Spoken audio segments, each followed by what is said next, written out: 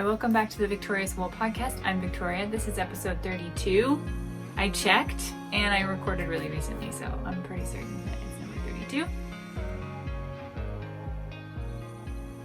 It's May 3rd, which is my parents' anniversary. I think they've been married for 40 years now. And it's still very cold here. We've had a couple of days that were warm, but we haven't really had a spring yet. So we're all kind of a little bit bummed about it. We're like, all right, let's get those plants to grow and have some warmer, sunnier days. I'm wearing my Fruition infinity cowl scarf. I never decided. I think I decided what it is, and then I changed what I was going to call it, and it's just Fruition in the pattern naming. But it is an infinity scarf. It is a cowl because it's seamed together. So it's both those things. So I don't really know what to. And like infinity scarves like had their moment in time, maybe like a decade ago, where people were just like discovered them and they were new and so. But like scarves are also kind of not. The cowls are, I don't know, the trends. Anyway, it's one of my favorite pieces. I like how little it is, and because of the color and because of the pattern, it just kind of goes with a lot of things. And I just finished another one, and I mean literally, like I just wove the end in and walked up here and thought, okay, the house is quiet, so I should record a podcast. And so it's quite literally just now. And it's blue. This is Magpie Fibers Nest yarn in the sport weight, and I think a light blue something. I will link it below. I think they still have it on their website. When I was looking at it blocking on the floor here from a distance, it sort of has like the different the light catches, when laying flat from far away, the light catches these the little arcs differently, which I thought was really interesting, but I don't think this angle you'd be able to see it. It's wider than this white one by like maybe an inch. Maybe it's an inch wider, maybe 3/4, and it's also a foot longer. I was really concerned about making sure that it was the right length because I really like the length on this one, and I thought that was 5 feet. I think this is actually ended up blocking out to be a little bit longer than 5 feet, I think. I haven't measured it because what I was measuring this one with a tape measure, and then I was measuring this one against this one. So I never actually measured the white one. But it grew a bit when I blocked it because I was laying this on needles down right next to the white one. And I was like, oh, it's a little bigger now that I think I got to the number of repeats that I thought I should be at. And then when I blocked it out, I tried to make it wide because, lace is all crinkled up. And if you saw me working on it on Instagram or on my last episode, you know that it was really kinked up. And so I did block out really nicely, and it also got longer. So I'm going to put it on. But the yarn's a different breed. I think this white one is merino something. This is Abundant Earth Fiber in their Joseph and Annie yarn. I love this. It was so fun to knit with. It would make a really, really nice sweater too, actually. And it does have like little bits of, this colorway was called Cinnamon. It just has these like little tiny bits every once in a while of it's just slightly darker. Anyways, the blue, I think I will probably be able to wrap it 4 times, but like if you were to wrap it twice, that would be really cute, almost like a shawl. And then you wanted to wrap it 3 times, which is what I did with the white one. I'm having a hard time. Can't look at myself while I do it because I get turned around. Which arm I should be using and which direction I should be twisting. Right, so it's a little bigger. Which is still fun. Yeah. I guess if it was colder, I might wrap it 4 times, but I think it looks good. It's super light. Both of them are super light. You know, there's a lot of eyelets and they're both really lightweight. They're both sport weight, so it's nice to have lightweight wools if you live in a place that's not that cold or it's a warmer season. And I thought it would look nice with my striped shirt. I recently, I would maybe even go back further. I would say a couple years ago, there are like some staple pieces I decided I wanted, one of which was button-up denim button-ups, and I decided that in like the middle of winter, and I was looking through all the websites I could think of that would sell a denim or chambray button-up. I did find some, and then I don't think the next spring or summer I got any. Because I thought, well, I should just remember that I want more, like maybe different shades of indigo or like different styles, and I should look when they actually come to ready-made stores, and I should look for them then. I don't think I did because I think I was satisfied because I got a few. Anyways, then I got a blazer, and this is just like one more step towards like the I guess hippie pieces, not hippie, preppy pieces from the dreams of my teenage years. I think I looked at a lot of J. Crew catalogs when I was a teenager, and I couldn't afford to buy any of their clothes, and preppy was really in, I think, at that time, and so it's not as much. I don't know what's in right now. There's like a cohesive trend. I think everything's in all at once. It's like we can all have access to everything.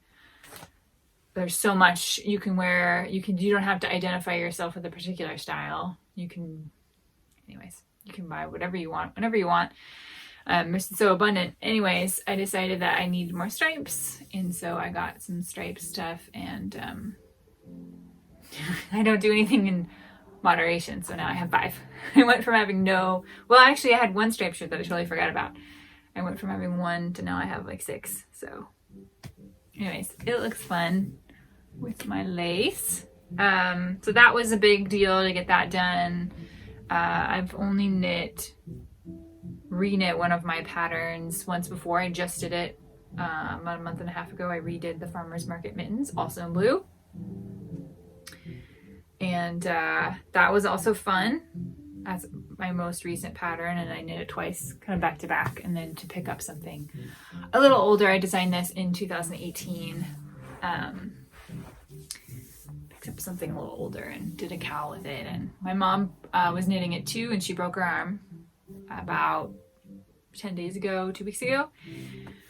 So she's not going to finish. She was doing really good. Hers is in worsted weight, so she has like just a much bigger piece, and she's almost done, and then she broke her arm, so she'll have to finish it. I'm thinking probably in another couple months she'll be fully done with physical therapy and back. So if you can hear the piano student downstairs, there's someone playing the piano.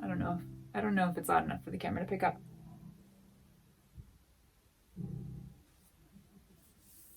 I finished knitting. What was I doing? I finished knitting that cardigan, that oatmeal cardigan, the flam, and I felt the need to pick up something less difficult, and this is probably where the stripe thing happened. Where the stripe concept or idea came to me. So I saw a striped sock online and thought I can knit that, and I think I'm gonna write up a pattern. I did find the pattern of the picture I saw, which was a modified version of a different pattern, and it's not like this. It's different. It's shorter. The stripes are equal size. I have like this whole thing about stripes being the thickness between the two colors. I like a lot of different thicknesses, but there's just some that are like, I don't know, more appealing than others. I don't like the really, really wide ones where they're both equal. I kind of like either one being smaller than the other or smaller equals. Anyways, so this was super fun to add the stripes on. I'm using Knit Pick Stroll in white and black, and I think I'm gonna do a heel flap and gusset and do that in black, at least the heel flap in black, and then continue with stripes on the body of the sock. Something else I wanted to do with it too is I have a lot of this yarn. I think I bought 4 balls of each black and white, so I had 8. I think I bought 4 of each color. So I was gonna then reverse it and do a black pair with a little white stripe, and then kind of put that together in the pattern, and people can choose to go light or dark, and of course people can make it in as many different colors as they want. But it was really fun. I put this together really fast, so I'm at the point now where I need to do the heel flap, and it's been like this for a week, so I don't know. I don't know when I'll get back to it, but I did work on it since last recording. And this yarn is super soft, so I'm hoping it holds up well. White socks are not the best. They get dirty pretty quickly, so I probably would keep this pair really nice if I write the pattern, and maybe wear the black ones more. I don't know. And then the other thing I worked on a lot since I recorded last time was my Great Love cardigan, which is in Lettlopi. This is Icelandic wool. This is color 5, which I believe is a non-dyed color. I think this is a sheepy color, but I can't be sure. It's a heathered. Anyways, I bought a lot of these, and I think somewhere I talked about how I bought 24 little balls a long time ago, and because I think I got them for like $2 each, so it was a really good deal.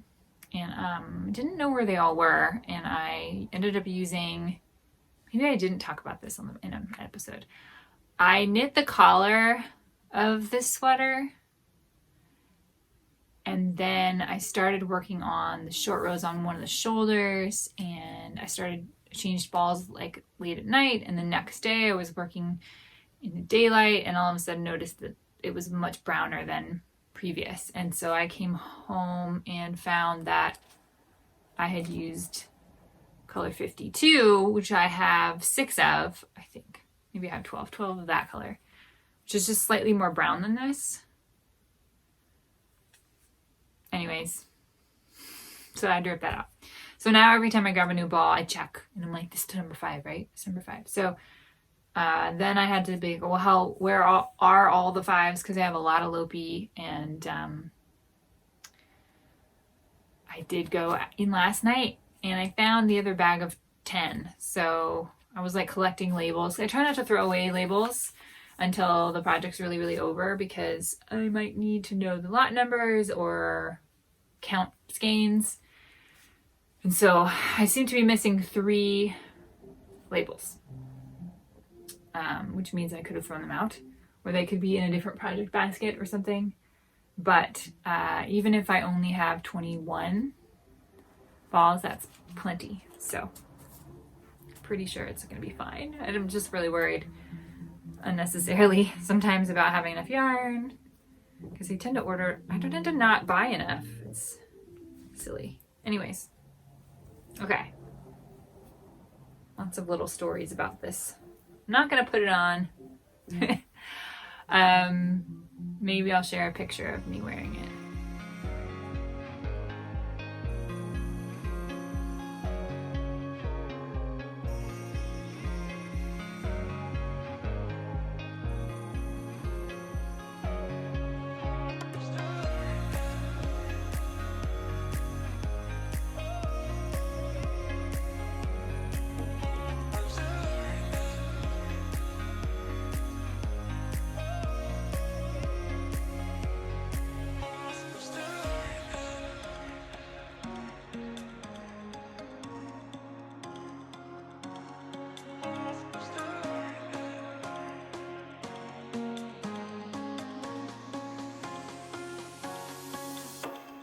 start with the collar.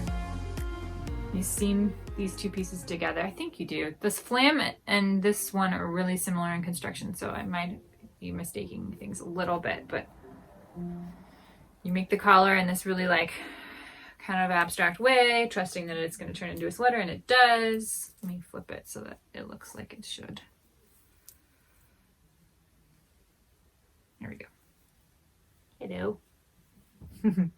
So I was knitting on the body and I decided to do a sleeve, do both sleeves.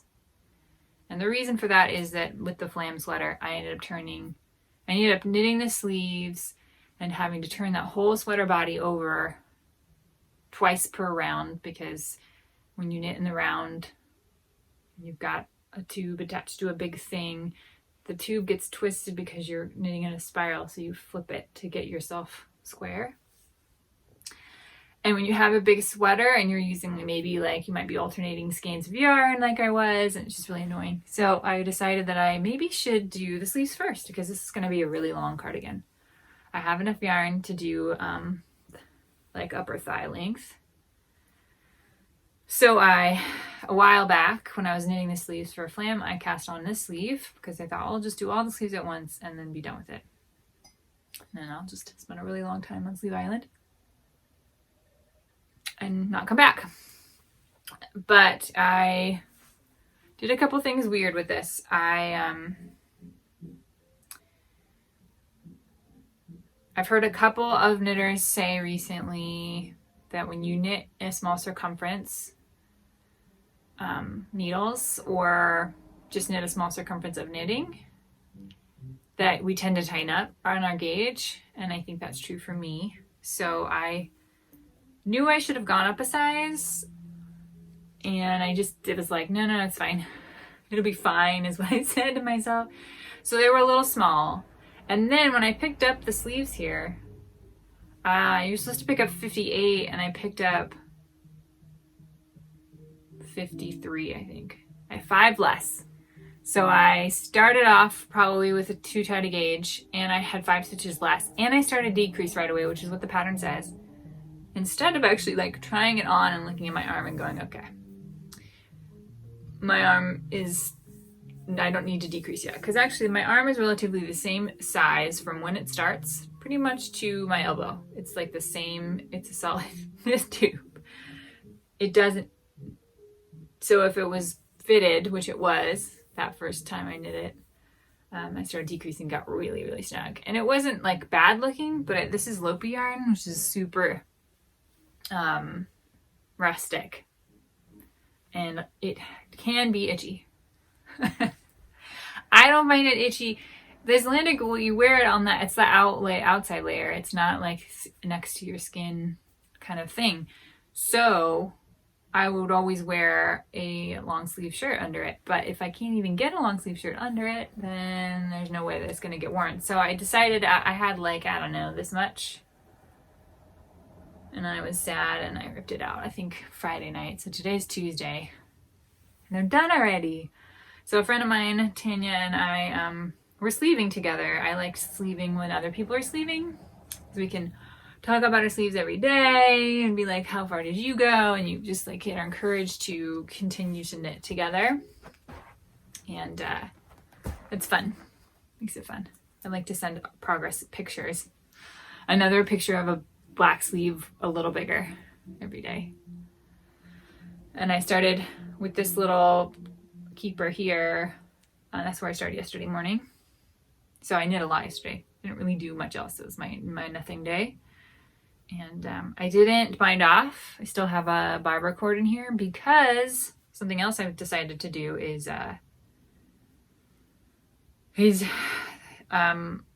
just be a little bit more cautious about thinking I'm done with something, because it's a little bit harder to take something out or redo something or reimagine something if I've already bound off and think I'm done. And so I'm not done. I want to try on, I want to have the sweater with both sleeves on, because that changes the fit a little bit when you have both the weight of both sleeves pulling on the body, when the body's pulling on the sleeves, on the shoulders, when you've knit the whole thing, it does, like when you try on a sweater and you have no sleeves yet, sometimes you're like, oh, it looks funny or it's not laying right, and it's because it doesn't have sleeves, and really you have to have the garment weight hanging on your shoulders to get really how it's going to fit you. So in case I need to rip back or add, I may also want to do a flipped cuff. I saw somebody else knit this and they had a flipped cuff. It's 1x1 here at the about 6 inches, and then there's the pattern, stitch pattern is on the sleeves and the body. But I have another sweater that has a extra long cuff that you fold over, so I will consider that maybe later once I've knit the body. And I don't know, it's gonna take me so long, it seems like, to knit this, because this wool is not very elastic. It's not like twine, because twine is so much more rough than this. This is soft in comparison to that, but it's not very elastic. It's not very bouncy or stretchy. It blooms beautifully. It's going to fill out, which is why it was good that I went up a size for the sleeve too, because I really didn't need to knit. It's super dense. But anyway, it's hard because it doesn't have a lot of elasticity to it. It's hard on my hands like silk is, and linen, if you ever knit anything with linen. I knit a linen scarf for my friend who gets really hot, so I didn't want to knit her something with wool. And I was like, it was not really big enough for her. It was like a little kerchief. And I was like, I can't knit this anymore. Hurts too much, because it had no elasticity at all, and it was really rough on my hands. I was probably knitting too fast and knitting it too much. So I knit this whole sleeve again in 3 days, and my hands are a little bit like, okay, need a break because of that. So I bring that up because it's going to take me a long time to knit this. I'm kind of at here, so I have at least a couple more feet to go. That's a lot of knitting. So it looks really cute. It's a good shape. It's not too oversized. I keep picking, for a while I was picking size 2 or 3 in a pattern, and finding that I was knitting sweaters that were a little too big for me. Like that green t-shirt that I knit, that I gave to my mom. And Ghost Horses was a little too big. The flam was perfect. It could be cute smaller, but it's not like oversized. So I was started knitting this right before I realized, oh, I have to rethink about this whole like gauge thing, because when I do a gauge swatch and then I measure it, and then I look at the sizes and I pick a size, generally I'm going to knit looser, I think, when I'm actually knitting the piece.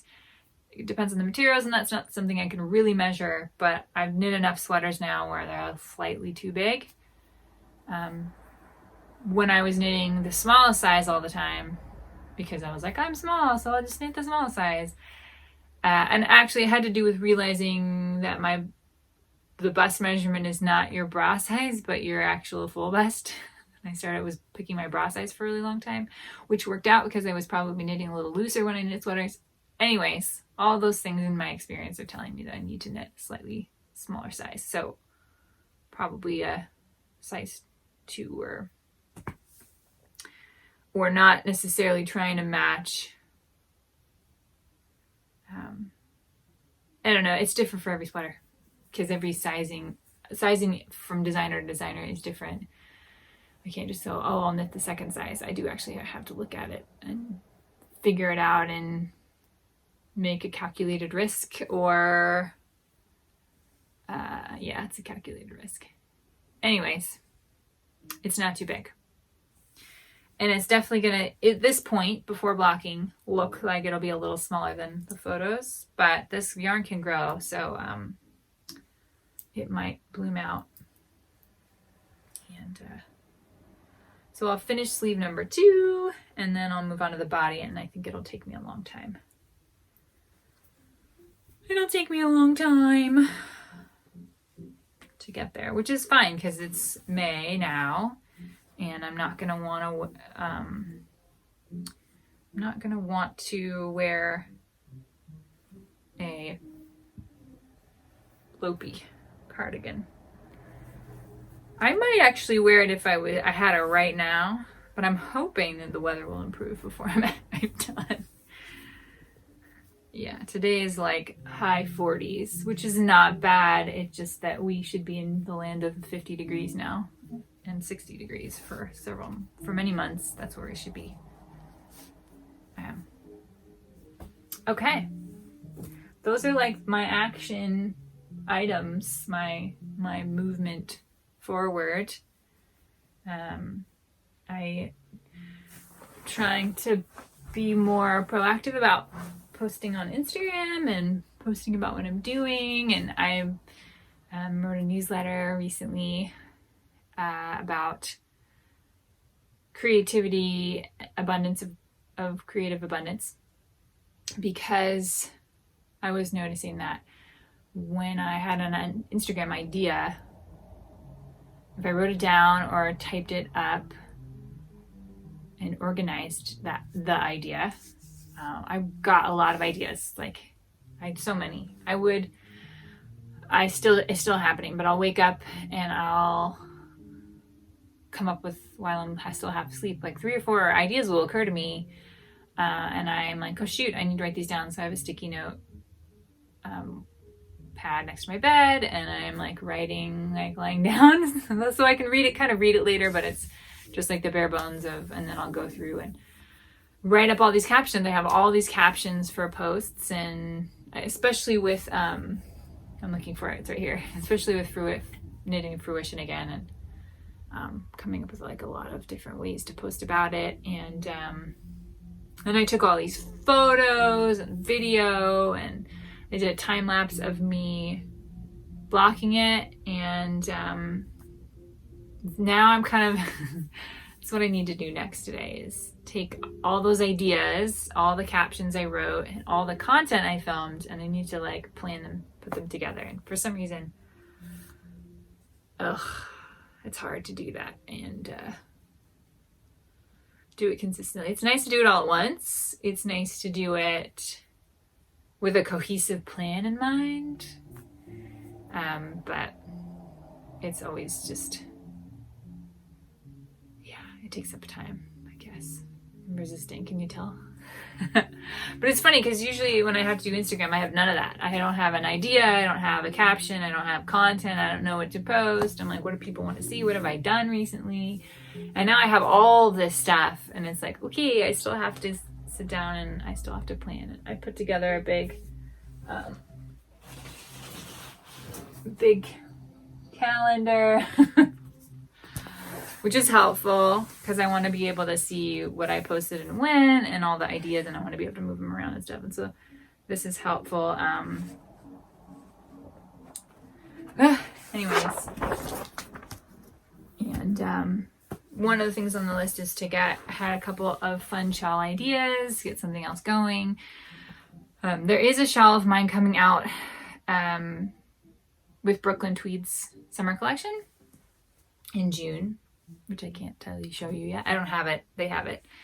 And I just got the press kit today, so I should be able to share 2 weeks before it comes out. And it's really fun. I knit it last year. When did I finish? I think I finished in September. So I started it in June, so it's almost been a year. It's funny how when I do something that far ahead, I don't generally on my own do something that far ahead, but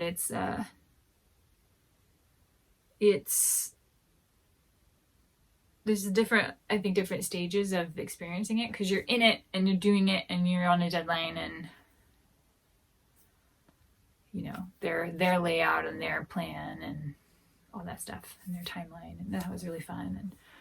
And then you're done and you forget about it. and then slowly a little bit of work starts again, creeps back up, and then they're like, hey, it's coming. And it's just going to be really interesting to see how I feel about it when it comes out. And I'm not going to do it, like when I release a pattern on my own, it's a lot of work. It's a lot of marketing. It's a lot of planning, managing testers. It's a big chunk. And I'm not doing that. So they're doing it. That's nice. It's really nice. It feels like it doesn't matter to me. My work, my big chunk of it is done. And so it feels almost like it doesn't matter that it's coming out. But I know it will be fun when it does. But yeah, so that will be the next pattern that I've designed that will come out, will be in June. And then I have nothing. I still haven't. I've had some fun ideas, and the Creative Abundance newsletter that I wrote about all those Instagram ideas really has shown me that when you get an idea and you do something with it, whether it's writing it down and organizing it or making the initial steps, I think it sort of signals to that part of your mind, that part of you, or the creative spirits, I guess, for lack of a better word, that you're ready and like open for creative business. And when you're overwhelmed and busy, I just feel like when I'm not actively open to ideas, I don't really get any. So once I started being like, okay, I'm interested in doing more, and then you just like more and more and more come. So I need to do that now, not just with Instagram, but with it's a lot easier with Instagram because you just write them down and post them. It's a lot less time consuming than it is to design something in a yarn and publish it. So I've had a couple of ideas that could be really good. I know I just need to make the first steps towards doing it, and then they will start to unfold and they will happen. So seed stitch is one of those things. I saw some seed stitch. So want it. I so want it. But I have lots of ideas. I see lots of things. I'm like, oh, I want that. I want to do that, or I want to do something like this. And then I don't jump on it. And then the idea, like the enthusiasm for the idea, like wanders away. So I have quite a few ideas in my little notebook that I wrote down, and that enthusiasm for them has wandered away because I never did anything about it. So it's hard to then go back to those ideas and like, oh, well, I wanted to do this. It's sort of like that whole strike while the iron is hot. If you want to be taken on a ride by an idea, you kind of have to grab it and go. And I see other designers and other creative people doing that too. So that was what my newsletter was about. And if you want to get my newsletters in the future, you can subscribe on my website, VictoriousWool.com. I am on Instagram and here on YouTube as VictoriousWool.com. And if you have any pattern questions, that is at VictoriousWool@gmail.com. Okay, that's it for me. I hope you've been knitting something fun in the spring, and I'll see you next time.